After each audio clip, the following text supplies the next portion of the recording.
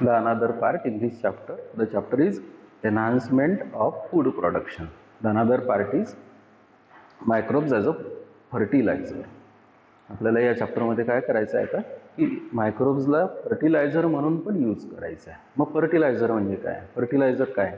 these are the chemical substances or these are the substances which when added to the soil that increases the productivity of the cropland. Such particular chemical substances or substances they are called as fertilizers. मग fertilisers आहे आपण असं म्हणतो की फार्मरने ते सॉईलमध्ये add केले पाहिजे, प्लांटची प्रोडक्टिव्हिटी क्रॉप प्रोडक्टिव्हिटी इन्क्रीज झाली पाहिजे, करेक्ट. पण याचे दोन टाईप्स आहे. There are two types of fertilizers. They are the chemical fertilizers and the natural fertilizers. मग केमिकल फर्टिलायझर्स म्हणजे काय? These are the chemical substances. These are synthetically prepared. These are artificially prepared, which when added into the soil, that increases the productivity of the cropland. That may increases the productivity of the cropland. Such particular chemical substances, they are called as chemical fertilizers. मग examples काय? The examples of chemical fertilizers are urea, DAP, diammonium phosphate, superphosphate. Superphosphate त्या क्रॉपप्लांटला काय provide करणार? तर phosphate. Diammonium phosphate त्या particular क्रॉपप्लांटला काय provide करणार? तर नायट्रोजन फॉस्फरस. युरिया त्या पर्टिक्युलर प्लांटला क्रॉपप्लांटला काय प्रोव्हाइड करणार? तर नायट्रोजन. पण हे सगळे इंडस्ट्रियल प्रोसेसेसमध्ये केमिकल रिॲक्शन्समध्ये तयार झालेले कंपाऊंड्स आहे, सबस्टन्सेस आहे. पण याचे जसे ॲडव्हान्टेजेस आहे, आपण आता ॲडव्हान्टेज बोललो काय? This increases the productivity of the crop plant. पण याचा या केमिकल फर्टिलायझरचा डिसॲडव्हान्टेज पण आहे. कसा? की when this particular chemical fertilizers they are added to the soil, if the soil is not tested, soil it may become acidic or soil it may become salty due to excess addition of this particular chemical fertilizers. की chemical fertilizer soil check न करता जर त्या particular फार्मरनी त्या soil मध्ये जर टाकले तर नॅचरली सॉइल ॲसिडिक होऊ शकते, सॉइल सॉल्टी होऊ शकते. सॉइल ॲसिडिक होणे, सॉइल सॉल्टी होणे, this is nothing but it is the indication of infertility of the soil. So to avoid the disadvantage of this particular chemical fertilizers, modern scientists, they suggest that there must be the use of eco-friendly substances. They are called as the natural fertilizers. मग natural fertilizers म्हणजे काय?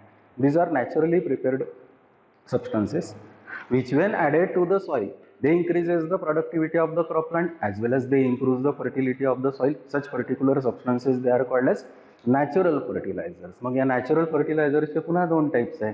कोणते? The one it is called as manure, the another it is called as biofertilizer. The one it is called as manure, the another it is called as biofertilizer. मग manure म्हणजे काय? The manure it is a fertilizer which is obtained from plant waste and animal waste, or the plant waste and animal waste when they are decomposed, that when forms the material, that particular material it is called as manure. त्या मॅन्युअरची पण खूप सारे types आहे. Farm yard manure, green manure, composited manure. Farm yard manure म्हणजे काय? की समजा एखादा फार्मर आहे, त्याच्याकडे कुठली जर प्लेस असेल, त्यांनी जर तिथे एखादा पिट केला असेल म्हणजे खड्डा केला असेल आणि त्या खड्ड्यामध्ये तो अट्रॅन्डमली प्लांट वेस्ट ॲनिमल वेस्ट जर ॲड करत असेल, बायोलॉजिकल प्रोसेस होत असेल, वॉटर तिथे पडत असेल, पाणी तिथे पडत असेल आणि डिकम्पोजिशन नंतर जे मॅन्युअर तयार होत असेल by random addition of plant waste and animal waste, the manure which is obtained, that manure it is called as farm yard manure.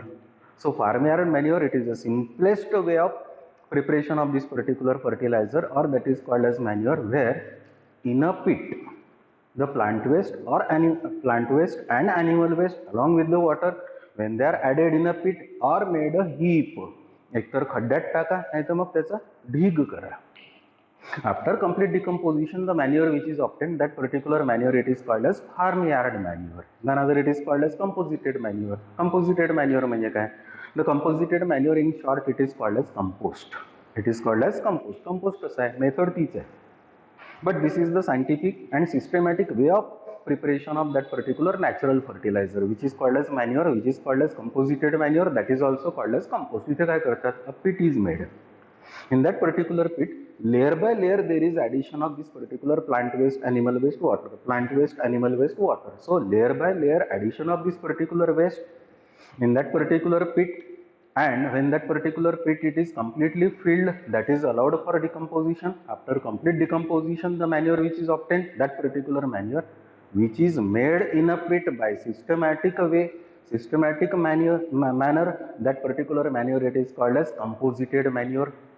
That is also called as compost. तिसरा पण type आहे मॅन्युअरचा, that is called as green manure. Green manure म्हणजे काय?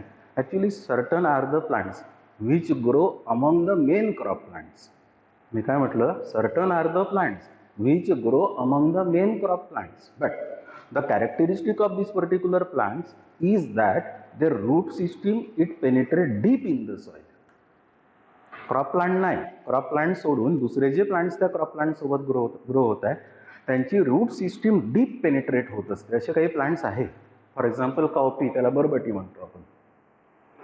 तर अशा प्लांटची route system जर deep penetrate होत असेल तर या पर्टिक्युलर रूट सिस्टीममुळे काय होते की त्या पर्टिक्युलर फार्मरनी आधी ॲड केलेले जे सबस्टन्सेस आहे किंवा नॅचरल प्रोसेसमध्ये आधी सॉईलच्या डीप लेअरमध्ये गेलेले जे न्यूट्रिएंट्स आहे ते न्यूट्रिएंट्स मेन क्रॉप प्लांटला मिळत नाही, कारण तेवढी त्याची रूट सिस्टीम डीप पेनिट्रेट होत नाही. म्हणून कॉफीसारखे, बरबटीसारखे जे प्लांट्स आहे हे ग्रो होऊ देतात फील्डमध्ये. त्याला आपण ग्रीन मॅन्युअर म्हणणार 2 मिनिटांनी. कसं की यांची रूट सिस्टीम जर डीप पेनिट्रेट होत असेल तर these particular plants they absorb nutrients from deeper layer of the soil and bring that particular nutrients to the upper layer of the soil. कसं की हे रूट जर असेल तर इनडायरेक्टली सॉइलमध्ये डीप गेलेले आहे, ते आता न्यूट्रिएंट्स तिथून ॲब्सॉर्ब करणार. रूटमधून कुठे येणार? स्टेममध्ये. स्टेममधून कुठे जाणार? लीफमध्ये. हे पर्टिक्युलर प्लांट परमनंट नाही आहे, त्या पर्टिक्युलर प्लांटचा कधीतरी डेथ होणार म्हणजे इनडायरेक्टली त्या पर्टिक्युलर प्लांटच्या लीफमध्ये, स्टेममध्ये आलेले न्यूट्रिएंट जे रूटनीच ॲब्सॉर्ब केलेले आहे. फार्मरच्या वेगवेगळ्या फार्मिंगच्या प्रॅक्टिसेसमध्ये हे पर्टिक्युलर प्लांट समजा तुटलेलं आहे, तुटल्यानंतर त्याचे लीव्स, त्याचे स्टेम त्या पर्टिक्युलर प्लांटच्या सॉईल वर पडलेलं आहे आणि ते सॉईलच्या वर येऊन ते डिकम्पोज होत आहे. म्हणजे न्यूट्रिएंट्स कुठले आहे? डीपर लेअरमधले आहे. आता ते पर्टिक्युलर न्यूट्रिएंट्स कुठल्या लेअरला ॲब्सॉर्ब होऊन राहिले किंवा यूज होऊन राहिले? अप्पर लेअरला. म्हणजे याचा अर्थ प्लांट ग्रीन आहे, ग्रीन प्लांटनी न्यूट्रिएंट सॉईलच्या डीपर लेअरमधून ॲब्सॉर्ब केलेलं आहे. प्लांटचा डेथ झाल्यानंतर ते पर्टिक्युलर न्यूट्रिएंट सॉईलच्या अप्पर लेअरमध्ये येऊन राहिलेलं आहे, मेन क्रॉप प्लांटला मिळत आहे. म्हणजे याचा अर्थ प्लांट ग्रीन आहे, पण प्लांटचा डेथ झाल्यानंतर त्या मेन क्रॉप प्लांटला जर न्यूट्रिएंट्स मिळत असेल तर such particular manure it is called as green manure. So the manure they are of 3 different types. The one it is called as farmyard manure, the another it is called as composited manure, that is also called as compost, the another it is called as green manure. But besides this particular manure, the biological fertilizer again it is of another type, that is called as a biofertilizer. तो part आहे आपल्या आता या chapter मध्ये, that is called as microbes as a biofertilizer. Biofertilizer म्हणजे काय? These are the microorganisms or their compounds when they are added in the soil. When they are added in the soil, they increases the productivity of the crop plant and they improves the fertility of the soil. Such particular microorganisms or their products, they are called as biofertilizers. They are called as biofertilizers. काय म्हटलं की हे मायक्रोऑर्गॅनिझम्स आहे, नाही तर त्या मायक्रोऑर्गॅनिझम्स पासून मिळालेले कंपाऊंड्स आहे. हे जर आपण त्या पर्टिक्युलर फील्डमध्ये मायक्रोऑर्गॅनिझम्स नाही तर त्यांचे कंपाऊंड सॉइलमध्ये जर टाकले, प्लांटची प्रोडक्टिव्हिटी जर इन्क्रीज होत असेल, सॉइलची फर्टिलिटी पण मेंटेन होत असेल आणि इम्प्रूव्ह पण होत असेल, तर such particular micro organisms or their products when they are added in the soil they increases the productivity of the crop plant. Such microbes or micro organisms they are called as biofertilizers. They belongs to various categories. For example they are bacteria, they are fungi. की बा हे कोण आहे? तर हे bacteria आहे, फंजाय आहे. त्याच्यानंतर काही असे आहे की ज्यांना आपण सायनोबॅक्टेरिया किंवा BGA म्हणतो, त्याला ब्ल्यू ग्रीन अल्गी म्हणतात. So bacteria, cyanobacteria, fungi, they are when added in the soil, they increases the productivity of that particular crop plant. If such particular bacteria, fungi, cyanobacteria, they are called as biofertilizers. They are called as biofertilizer. मग प्रत्येकाचा role वेगवेगळा आहे. Bacteria, cyanobacteria, they fix the atmospheric nitrogen, convert the nitrogen into nitrogenous compounds like nitrate and nitrate. They are added to the soil, or that is added to the soil.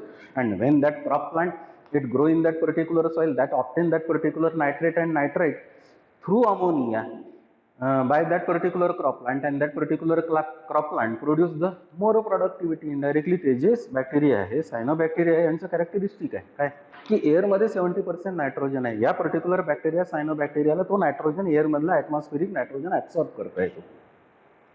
Absorb केल्यानंतर या particular bacteria सायनोबॅक्टेरियामध्ये specific एक gene असतो. That particular gene it is called as a knife gene.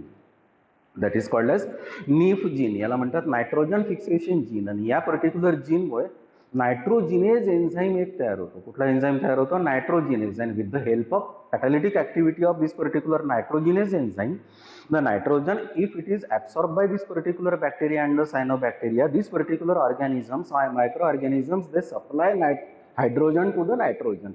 And when hydrogen it is supplied to the nitrogen in presence of nitrogenase enzyme, this particular nitrogen along with hydrogen, it is converted into ammonia, and ammonia later it is converted into salts. They are the nitrate and nitrites.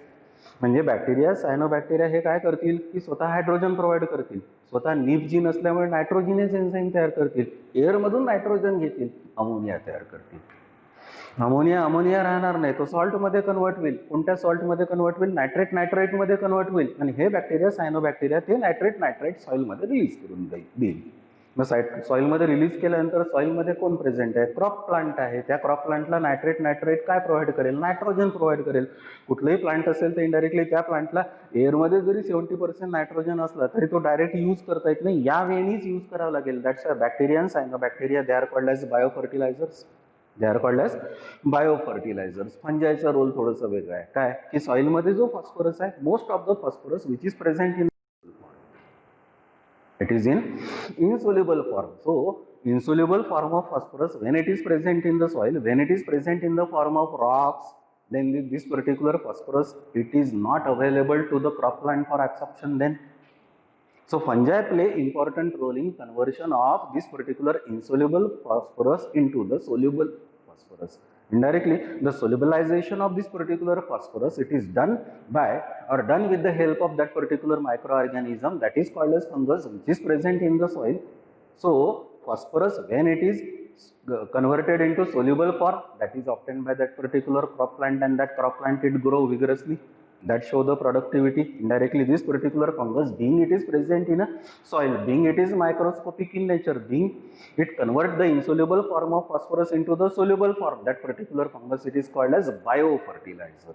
That is called as biofertilizer. काय माहित झालं? Bacteria माहित झाले, cyanobacteria माहित झाले, फंजाय माहित झाले. All this particular 3 categories, they are when present in the soil or they are if added in the soil, they increases the productivity of the crop plant, they improves the fertility of the soil. That's why this particular bacteria, cyanobacteria and fungi, they are collectively called as a biofertilizer. तर हा role आहे microbes in बायोफर्टिलायझरचा. किंवा मायक्रोऑर्गॅनिझम्स आपल्याला सॉइलमध्ये जर add करता आले आणि त्याच्यामुळे जर प्लांटची प्रोडक्टिव्हिटी जर इन्क्रीज करता आली तर that is the best way. का बेस्ट वे? कारण केमिकल फर्टिलायझर्स आपण सॉइलमध्ये ऍड करून पाहिले, पण त्यांनी काय झालं की सॉइल सॉल्टी झाली, सॉइल ऍसिडिक झाली, काही वर्षानंतर सॉइल इनफर्टाईल झाली. So to maintain the fertility of the soil, the another suggestion by scientist is that the use of biofertilizer. चला आता ऑब्झर्व करा microbes as biofertilizer. The microorganisms which are used to improve fertility of the soil and increase the productivity of the crop plant are called as biofertilizers. Correct? Fertilizers are classified as inorganic म्हणजे chemical and organic म्हणजे biological fertilizers. So fertilizers, they are of 2 different types. They are the chemical and the biological. Okay.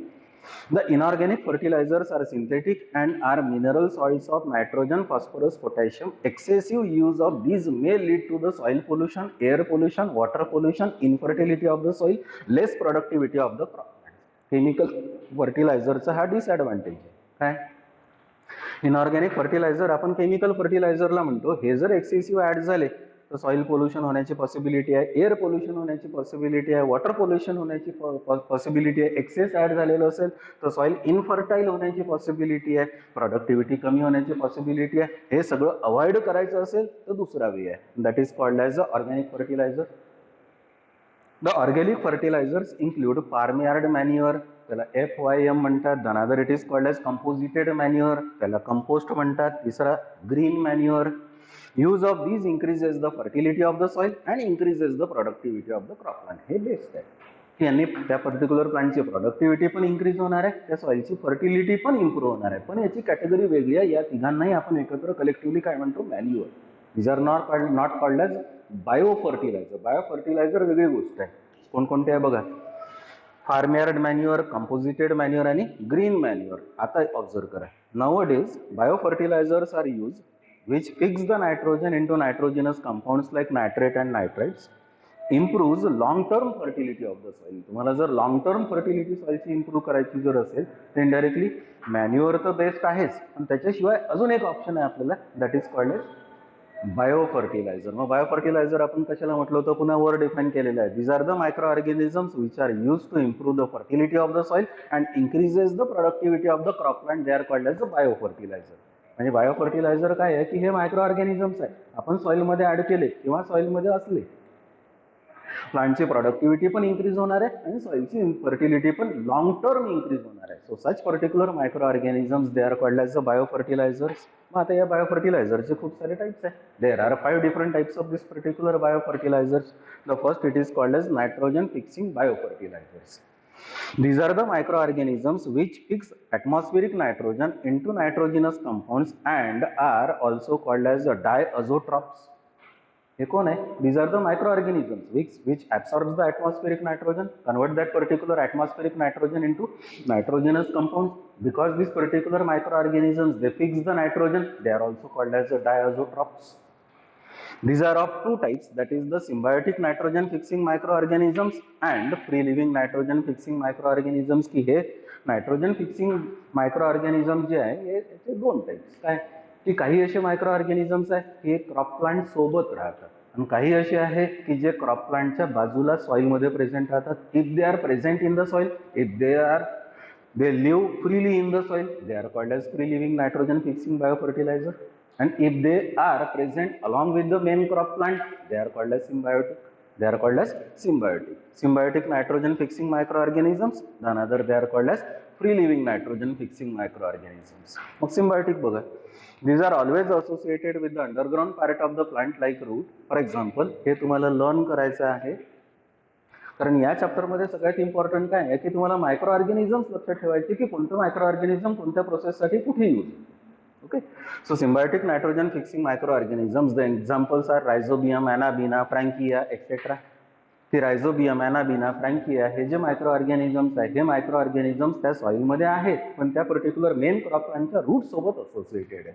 Indirectly the Rhizobium, Anabaena, Frankia they provide nitrogen to the crop plant and crop plant provide food and shelter to the micro organisms. That's this particular associationship between that particular micro organisms and root of the plant. It is called as the symbiosis. The another it is called as the free living nitrogen fixing microorganisms. These microorganisms live freely in the soil and fix nitrogen. किंवा हे दुसऱ्या एखाद्या प्लांटच्या crop प्लांटच्या root सोबत associate होत नाही, ते सॉइलमध्ये फ्रीली राहतात आणि फ्रीली राहूनही ॲटमॉस्फेरिक नायट्रोजनस कंपाऊंड्स मध्ये कन्वर्ट करतात. That's why they are categorized into this, that is called as the free living nitrogen fixing microorganisms. The examples are, हे पण लर्न करायचे, the examples are Azotobacter, Azotobacter. This is Azotobacter, Nostoc, Clostridium, Bergerinkea, Klebsiella. These are the examples of this particular free living nitrogen fixing microorganisms. परत example पहा, Azotobacter, Nostoc, Clostridium, Bergerinkea आणि Klebsiella. These are the examples of free living. म्हणजे यामध्ये आणि यामध्ये काय फरक दिसतो, रायझोबियम आणि अझॅटोबॅक्टर आपण कन्सिडर केलं तर Rhizobium always it forms association with the root of the plant. That's why it is called as symbiotic. Azotobacter always it is present in the soil freely, never it form symbiosis with the another plant. That's why this particular Azotobacter it is called as free living and the Rhizobium it is called as symbiotic. So this is the first category of biofertilizer, that is called as nitrogen fixing biofertilizer. The second category it is called as a phosphate solubilizing biofertilizer. Phosphate solubilizing biofertilizer. These are the bacteria which convert insoluble phosphate into the soluble form. हे पण एक बॅक्टेरियाचा category आहे की या particular बॅक्टेरियाचं characteristic आहे की they convert insoluble form of phosphorus into the soluble form. हे examples तुम्हाला लर्न करायचे. The examples of phosphate solubilizing biofertilizers are Pseudomonas striata, Bacillus polymyxa, Agrobacterium, Micrococcus, Aspergillus species. So these are the examples. All these particular bacteria or this particular fungi, they are present in the soil. Their function, main function is to convert insoluble form of phosphorus into the soluble form. पुन्हा examples एकदा learn करा. Pseudomonas trita, Bacillus polymixa, Agrobacterium, Micrococcus, Aspergillus species. Okay. तिसरी category आहे that is called as compost making biofertilizers. मगाशी आपण पाहिलं की compost कसं तयार करतात. कसं करतात, एखादा मोठा पीठ तयार करतात. पीठ म्हणजे खड्डा, त्याच्यात layer by layer plant waste, animal waste, water, plant waste, animal waste, water असं ॲड करतात. पण ते ॲड करताना त्या कॅटल डंगमध्ये, ॲनिमल वेस्टमध्ये मायक्रो ऑर्गॅनिझम्स असतात आणि ते मायक्रो ऑर्गॅनिझम्स आपल्याला बायोगॅस जेव्हा आपण स्टडी केला त्यावेळेस आपल्याला माहीत झाले होते की त्या 3 स्टेपमध्ये कोणते कोणते मायक्रो ऑर्गॅनिझम्स यूज होतात. तेच मायक्रो ऑर्गॅनिझम्स इथे नायट्रोजन फिक्सेशनचं काम करतात. जे फर्टिलायझर तयार होते त्याला म्हणतो आपण compost. The compost is a fertilizer. Making of it is a natural process. ही एक नॅचरल प्रोसेस आहे in which organic material like plant, animal waste is converted into dark brown nutrient rich material and that is called as compost. जे पूर्ण decompose झाल्यानंतर जे material तयार होते त्याचा कलर डार्क ब्राऊन असतो आणि त्या डार्क ब्राऊन मटेरियलला आपण मॅन्युअर म्हणतो, नाही तर कंपोस्ट म्हणतो, नाही तर कंपोजिटेड मॅन्युअर म्हणतो. Okay. During this, many microorganisms like bacteria, fungi, protozoa, rotifers, etc. involved in the process. या पर्टिक्युलर प्रोसेसमध्ये जेव्हा plant waste, animal waste, water सगळं त्या पर्टिक्युलर पीटमध्ये जाईल, 3-4 महिने त्या पर्टिक्युलर प्रोसेसला लागेल, तेव्हा बॅक्टेरिया, फंजाय, प्रोटोझोआ त्या पर्टिक्युलर डंगमध्ये असेल ते त्या पर्टिक्युलर मटेरियलला डिकम्पोज करेल आणि डिकम्पोज झाल्यानंतर जे ब्राऊन कलरचं मटेरियल तयार झालेलं असेल that is nothing but it is called as fertilizer. But that natural fertilizer it is called as compost. चौथी एक कॅटेगरी आहे, टाईप आहे या बायोफर्टिलायझरचा that is called as cyanobacteria as biofertilizer. मग सायनोबॅक्टेरिया काय आहे? मेनी बीजीए, बीजीए म्हणजे blue green algae, or they are also called as cyanobacteria, fix the atmospheric nitrogen into nitrogenous compounds. They are either symbiotic or free living and can be used as fertilizer. ही काही अशी cyanobacteria आहेत ज्यांना आपण blue green algae म्हणतो की यांचं पण characteristic आहे, यांच्याकडे पण नीफ जीन असतो. दिस particular cyanobacteria with the help of this particular NEEP gene again absorb the atmospheric nitrogen, convert that particular atmospheric nitrogen into nitrogenous compounds, and such particular cyanobacteria, if they are obtained, if they are added to the field, that increases the productivity of the crop plant. The various examples of this particular cyanobacteria which are either free living or symbiotic, the examples are. आता हे समोर जे examples आहे हे सगळे cyanobacteria म्हणजे blue ग्रीनचे examples आहे. हे पण तुम्हाला लर्न करायचे. The various examples of cyanobacteria are Anabina, Nostoc, Lectonema, Oscillatoria, etc. त्याच्यापैकी Anabina, Nostoc, Tolypothrics are associated with lichens म्हणजे symbiosis आहे. Lichen तुम्हाला समजते, the symbiotic associationship between the algae and the fungus that is called as the lichens. म्हणजे lichens सोबत हे 3 असू शकतात. They are the Anabina, Nostoc and Tolypothrics. The Anabina is associated with plants like Azolla, Cycas, etc. की Azolla plants आहे ज्याला आपण aquatic fern म्हणतो. Azolla, Cycas आहे जे जिम्नोस्पर्म आहे. याची जर आपण Azolla मधले लीफ पाहिले, Cycas मधले रूट जर पाहिले तर त्या पर्टिक्युलर लीफ मध्ये आणि Cycas मधल्या रूट मध्ये तुम्हाला Anabina सायनोबॅक्टेरियम दिसतो. आणि हा पर्टिक्युलर Anabina सिम्बायोटिक त्या Cycas सोबत, Azolla सोबत जर राहत असेल तर Azolla obtain nitrogen from Anabina. Cycas obtain nitrogen from Anabina. Indirectly, this is nothing but it is a symbiotic association of Anabina and the Azolla and the Anabina. म्हणजे याचा अर्थ काय की this particular cyanobacteria they appear or they are observed in 2 different forms. The one it is either free living or they are symbiotic. Biofertilizer that is called as the fungal biofertilizers. The 5th category of biofertilizer it is fungal biofertilizer that is also called as a mycorrhiza. आता पहा त्या fungal बायोफर्टिलायझरच्या समोर ब्रॅकेटमध्ये mycorrhiza word दिसत आहे. Mycorrhiza म्हणजे काय? Actually mycorrhiza word it came from mykos and रायझा.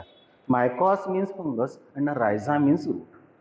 कसं define करता येईल मायकोरायझाला? The symbiotic associationship between the fungus and root of the higher plant.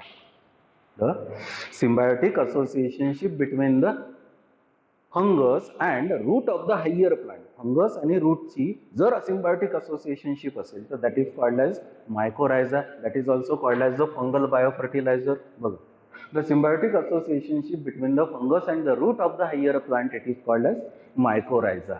It was first discovered by Frank in 1885. सगळ्यात पहिल्यांदा अशी असोसिएशनशिप असते असं कोण म्हणणारा असेल तर फ्रँक केव्हा 1885. But this particular mycorrhiza it is of 2 different types. The one it is called as ectomycorrhiza, the another it is called as endomycorrhiza. तुम्हाला या डायग्राम्स मधून आयडिया क्लिअर होईल बघा की हे या पर्टिक्युलर प्लांटचं रूट दाखवलेलं आहे आणि या रूटच्या एक्सटर्नल सरफेसवर हा फंगस ग्रो झालेला आहे. हे रूट दाखवलेलं आहे, या रूटच्या एक्सटर्नल सरफेसवर हा फंगस दाखवलेला आहे. म्हणजे इनडायरेक्टली फंगस आणि रूटची असोसिएशनशिप आहे, पण हा फंगस त्या रूटच्या आत पेनिट्रेट झालेला नाही.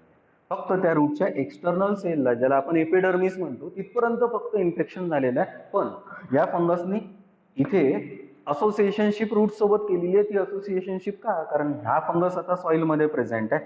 या फंगसमुळे या रूटचा ऍब्सॉर्प्टिव्ह एरिया वाढला. So due to this particular fungus, the fungus increases because the absorptive area for the absorption of water and minerals from the soil. This associationship between the fungus and the root, it is called as a mycorrhiza, but this particular fungal partner do not enter within the root, hence it is called as ectomycorrhiza.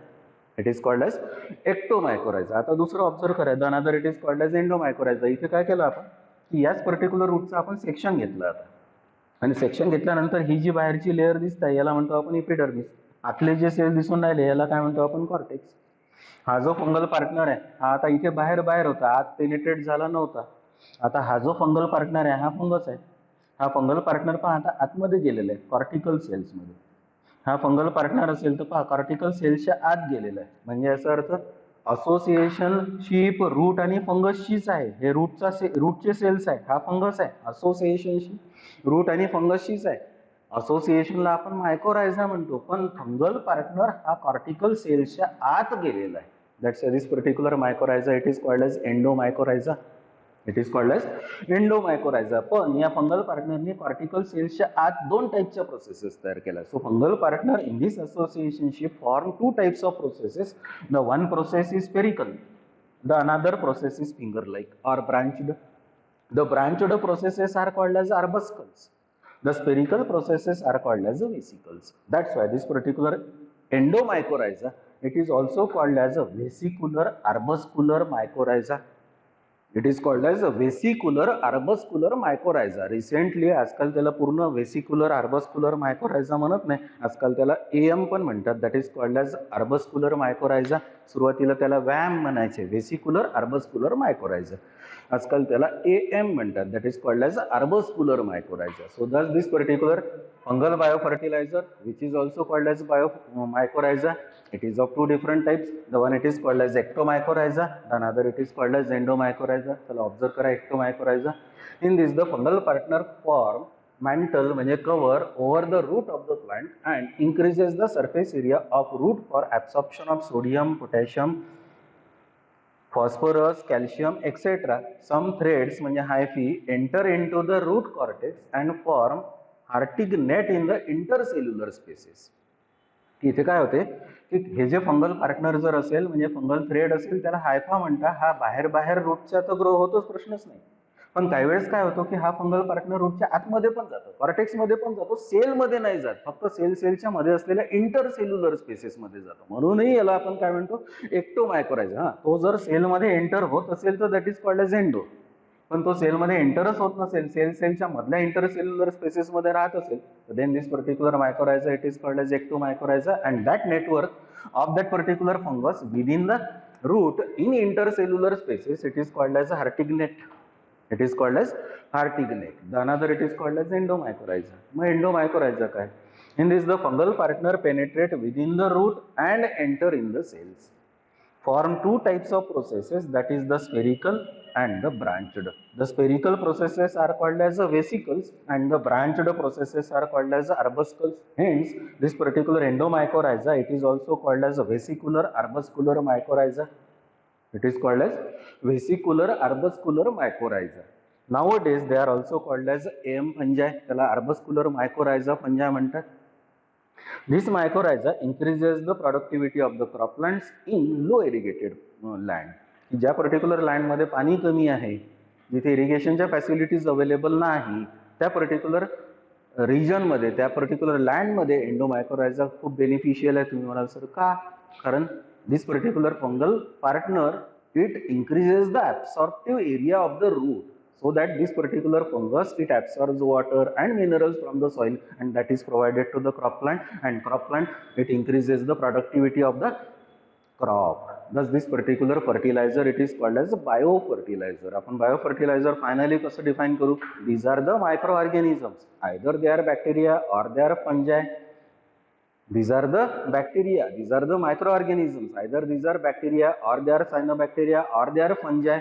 When they are added in the soil or if they are present in the soil, they increases the productivity of the crop plant and they improves the fertility of the soil. Such particular microorganisms, when increases the productivity of the crop plant, they are called as biofertilizers. They are called as biofertilizers. आता आपण पाहू वेगवेगळे examples बायोफर्टिलायझर्स मध्ये.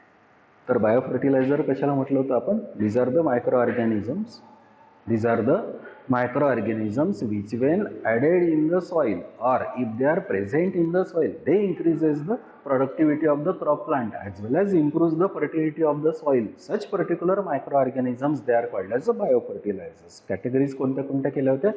Bacteria, cyanobacteria and fungi. Bacteria, cyanobacteria आणि fungi. Bacteria, सायनोबॅक्टेरियाचं main role काय होतं? They fix the atmospheric nitrogen into nitrogenous compounds like nitrate, nitrite through ammonia.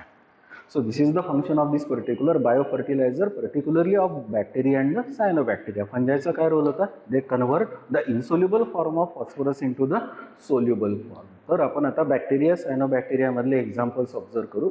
एक एक एक्झाम्पल चेक करा. The first example of this particular biofertilizer microorganism is rhizobium. Rhizobium काय आहे? Actually या particular डायग्राममध्ये तुम्हाला आयडिया थोडी क्लिअर होईल की हे प्लांट आहे, त्या प्लांटचं हे रूट आहे, त्या रूटचं मी समजा हे रूट असेल तर त्याचं सेक्शन घेतलेलं आहे ट्रान्सव्हर्स. हा रूटचा पार्ट आहे. प्लांट लेग्युमिनस प्लांट आहे. ज्या पर्टिक्युलर प्लांट्सला लांब अशा लेग्युम्स लागतात, शेंगा, त्यांना लेग्युमिनस प्लांट म्हणतो.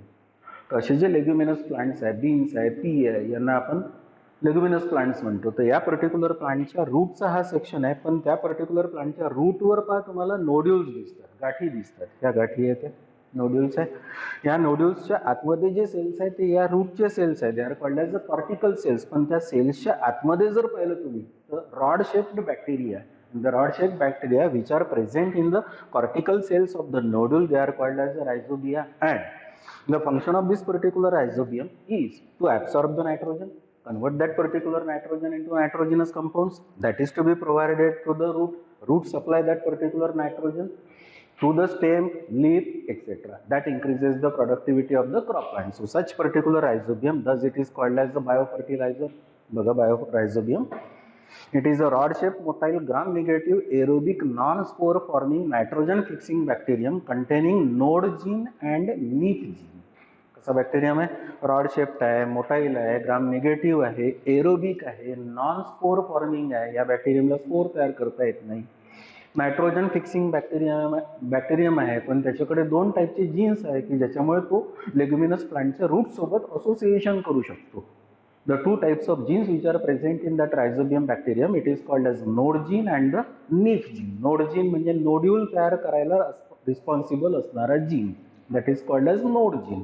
neef gene नायट्रोजन फिक्सेशन करायला रिस्पॉन्सिबल असणारा gene, that is called as the neef gene. So gene which is present in the rhizobium, which is responsible for the formation of nodule on the root of the leguminous plant, it is called as a node gene. And the gene which is present in that particular rhizobium, which is responsible to fix the atmospheric nitrogen into nitrogenous compound, that particular gene, it is called as neef gene. So both the genes, they are present with this particular bacterium, that is called as rhizobium. So this rhizobium, it form root nodules in the leguminous plants. हे root nodule आहे. They form nodule on root and multiply inside the nodule. किंवा ते काय तयार करतात? तर nodule तयार करतात आणि आतमध्ये त्या पर्टिक्युलर नोड्यूलच्या आतमध्ये सर्वाइव्ह होतात. They fix the atmospheric nitrogen into nitrogenous compounds and supplied to the main plant. की हे काय करतात? एअरमधून नायट्रोजन घेणार, नायट्रोजिनस कंपाउंड्समध्ये कन्वर्ट करणार आणि मेन क्रॉप प्लांटला प्रोव्हाइड करणार. The examples of this particular Rhizobium are, वेगवेगळ्या स्पीसीज आहे. There are two different main species of this particular Rhizobium. The one it is called as Rhizobium leguminosarum. The another it is called as a Rhizobium phaseoli. Rhizobium phaseoli, it is found in beans. The Rhizobium leguminosarum, it is observed in pea. So this is the biofertilizer. Okay, micro organisms आहे, bacterium आहे, rhizobium आहे, micro organism आहे. त्या particular main crop प्लांटला तो nutrition provide करतो, nutrients provide करतो. That is called as a fertilizer. Being it is living, it is called as biofertilizer. The another example is Azotobacter. It is a free living soil bacterium. It is aerobic, non-photosynthetic, non-nodal forming and associated with root of the grasses and certain plants. It is used as biofertilizer in non-leguminous plants like rice, cotton, etc. आपण त्या rhizobium सारखा bacterium आहे, फक्त difference आहे की Rhizobium it forms always association with certain plants. They are called as a leguminous plant. Azotobacter तसं नाही आहे. The Azotobacter again it is a aerobic bacterium, free living bacterium. तो सॉइलमध्ये फ्रीली अवेलेबल राहतो, पण तो कोणत्या प्लांटच्या रूटच्या आतमध्ये एंटर होत नाही. जनरली रूट सोबत राहतो, रूटच्या आत जात नाही, नोड्युल फॉर्म करत नाही. That's why it is a non-nodal forming bacterium. The function of this particular Azotobacter again it is to absorb the atmospheric nitrogen and convert that particular nitrogen into nitrogenous compounds like nitrate and nitrate through ammonia. म्हणजे indirectly Azotobacter soil मध्ये present असेल तर असे rice plants आहे, cotton plants आहे, त्याच्या रूटला लागून राहतो, पण आतमध्ये एंटर होत नाही किंवा नोड्युल पण तयार करत नाही. So the Azotobacter being it is a bacterium, it provides nitrogenous compounds to the main crop plant. That's why the Azotobacter it is called as a biofertilizer. Then another it is called as Azospirillum. Azospirillum. It is a free living aerobic nitrogen fixing bacterium. आपण बॅक्टेरियमच आहे. Associated with the root of corn म्हणजे maize, wheat, jawar, etc. It fixes around 20 to 40 kilogram nitrogen per year, per annum in non-leguminous plants like millets, cereals, cotton, oilseed, etc. Oilseed plants आहे, cotton plants आहे, cereals आहे, millets आहे. या particular प्लांटच्या रूट्सवर हा particular bacterium राहतो. That bacterium it is called as Azospirillum. हा पण नोड्युल तयार करत नाही. The nodule forming bacterium is only one, that is called as a Rhizobium. So these are free living bacteria. या पण बॅक्टेरियमचं तेच फंक्शन आहे. काय? This particular bacteria again they absorb the nitrogen from the atmosphere, convert that particular nitrogen into the nitrogenous compounds, and cotton plant, oilseed plant, millet, cereals obtain that particular nitrogenous compounds and show the growth, show the productivity. The another example for this particular biofertilizer is Anabina. Rhizobium example bacterium मधलं होतं Azotobacterium. Azotobacter हा पण bacterium होता, Azospirillum हा पण bacterium होता. आता पहा Anabina, it is a cyanobacterium. It looks like a bacterium, show the characteristic of bacterium, but it shows the presence of cyanin pigment. Actually cyanin pigment हा blue कलरचा पिगमेंट आहे, तो बॅक्टेरियम मध्ये नसतो, म्हणून बॅक्टेरियमला बॅक्टेरियम म्हणतो. याला काय म्हणतो आपण? सायनोबॅक्टेरियम. बॅक्टेरियम सारखा असणारा पण सायनिन प्रेझेंट असणारा, पण फिलामेंटस फॉर्म आहे, म्हणून याला आपण ब्ल्यू ग्रीन अल्गी पण म्हणतो. कारण this particular filament, the cells of the filament show the presence of two pigments. The one it is called as chlorophyll, the another it is called as cyanin. Chlorophyll चा colour green आहे, cyanin चा colour blue आहे. Filamentous आहे, algae सारखे दिसणार, म्हणून याला काय म्हणतो आपण? Blue green algae. सायनोबॅक्टेरिया यालाच काय म्हणतो आपण? कारण बॅक्टेरियामध्ये पण क्लोरोफिल प्रेझेंट आहे, पण सायनिन नसतो. बॅक्टेरिया सारखे दिसतात, सायनिन प्रेझेंट आहे, म्हणून they are called as cyanobacteria. So example is Anabina. It is a BGA, that is called as a blue-green algae, multicellular. हे पहा multicellular आहे, filamentous form, filamentous आहे. It fixes the atmospheric nitrogen into nitrogenous compound. याचं पण function त्या बॅक्टेरियांसारखंच आहे.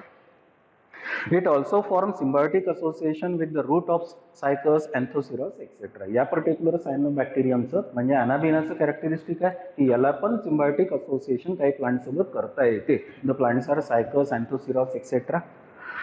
It has some colorless specialized cells called as heterocysts, which are the site of fixation of nitrogen. आता ही जर तुम्ही फिलामेंट या पर्टिक्युलर अनाबिनाची पाहिली, ही अनाबिना आहे, हे त्याचे व्हेजिटेटिव्ह सेल्स आहे. हे त्याचे व्हेजिटेटिव्ह म्हणजे फोटोसिंथेटिक सेल्स आहे. पण हे जे दोन सेल्स आहे हे बाकी सेल्सपेक्षा पण मोठे आहे, म्हणजे गाठ आल्यासारखे आहे. गाठीला म्हणतो आपण सिस्ट. बाकी सेलपेक्षा ते वेगळे आहे, वेगळ्याला म्हणतो आपण हिटेरो. म्हणून this particular cells are called as a हिटेरोसिस्ट.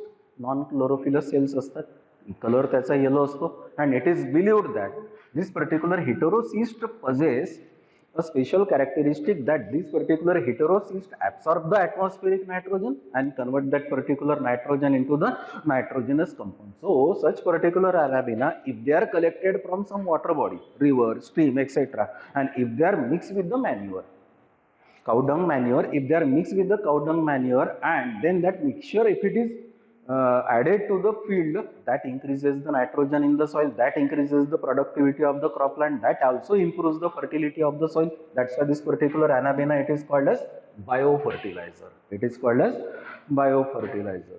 अजून एक एक्झाम्पल आहे, that is called as अझोला.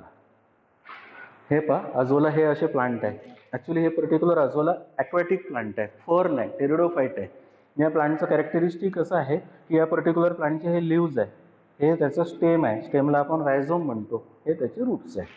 Free floating form आहे, म्हणजे एखादं fresh water free floating form. म्हणजे इनडायरेक्टली हे रिव्हर स्ट्रीममध्ये जर तुम्ही गेले तर इनडायरेक्टली तुम्हाला असं ग्रीन वॉटर दिसते. ॲक्च्युली जवळ जाऊन पाहिलं तर ते सगळे प्लांट्स आहेत. The name of the plant it is called as azolla. या पर्टिक्युलर प्लांटचं कॅरेक्टरिस्टिक आहे की याचं लीफ जर आपण ऑब्झर्व केलं तर leaf of this particular azolla plant it is a bilobed. एका लीफमध्ये दोन लोब, एक आहे डॉर्सल लोब आणि दुसरा आहे व्हेंट्रल लोब. जो डॉर्सल लोब आहे ना त्याच्या आतमध्ये एक कॅव्हिटी प्रेझेंट असते and within that particular cavity there is presence of that cyanobacterium that is called as anabaena. That is called as anabaena. म्हणजे हा अनाबिना या कॅव्हिटीमध्ये असून या कॅव्हिटीमध्ये असल्यावर हे जे सेल्स आहे यांना आपण एरेनकायमॅटस सेल्स म्हणतो. यांना काय म्हणतो? एरेनकायमॅटस सेल्स. तर या एरेनकायमॅटस सेल्समध्ये हा अनाबिना प्रेझेंट असेल तर काय करेल? This particular anabaena being it is a cyanobacterium, it fix the atmospheric nitrogen, convert that particular nitrogen into nitrogenous compound and that is provided to the azolla plant. म्हणजे अनाबिनानी एअर घ्यायची, एअर मधला nitrogen घ्यायचा, fix करायचा, nitrogenous compound तयार करायचे. कोणाला provide करायचे? अझोलाला provide करायचे. आणि असे जर अझोला आपण जर एखाद्या वॉटर बॉडीमधून आपण कलेक्ट केले, अझोला विथ अनाबिना कलेक्ट केले आणि आपण आपल्या मॅन्युअरमध्ये जर मिक्स केले, आपल्या फील्डमध्ये जर आपण स्प्रेड केले, तर that increases the productivity of the cropland. Thus this particular azolla again it is a biofertiliser. It is a biofertiliser. परत बघा, azolla it is a free floating aquatic fern. It consists of free floating rhizome, bilobed leaves as well as the roots. सगळे part त्याचे float होणारे part आहे. Each leaf show two lobes, that is the dorsal and the ventral. हा dorsal lobe आहे, हा ventral आहे. In dorsal lobe there is presence of anabina which fix the nitrogen. की या dorsal lobe मध्ये काय प्रेझेंट आहे?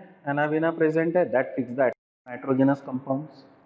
Thus azolla is used as biofertilizer in rice fields. की राईस फील्ड मध्ये राईसची रिक्वायरमेंट नायट्रोजनची जास्त जर असेल किंवा असते तर त्या राईस फील्ड मध्ये जर असे अझोला आपण जर ग्रो केले किंवा ऍड केले तर that provide nitrogen to the rice field, or that is called as a paddy field. So this is the part that is called as microbes as a fertilizer. That is called as microbes as a fertilizer.